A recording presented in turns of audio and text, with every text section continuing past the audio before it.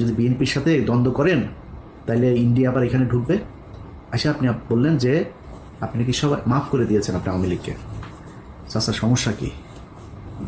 Video টিডিও আছে নাকি? পিছনে দেখি ওই যে শফিকুল ইসলাম মাসুদ চোখ বন্ধ করে মনে হয় বিশাল ধ্যানে আছে, মানে ওর বাপ ওই সন্তোষ শর্মা বক্তব্য দেয়, ওর বাপের বক্তব্য শুনে মধুর মানে মানে বলতেও লজ্জা লাগে। আমি পিনাকি আর কনক সারোয়ার 2-4 জন আরও আছেন, এদের বাইরে আর কারোর তো আমি দেখি না যারা কিনা ইন্ডিয়ার ব্যাপারে একদম জিরো টলারেন্স নিয়ে তারপরে কোনো কথা বলছে বা কোনো কাজ করছে। বাংলাদেশ জামায়াতে ইসলামী আজকের মূল ভিডিওটা মূলত তাদেরকে নিয়েই, যারা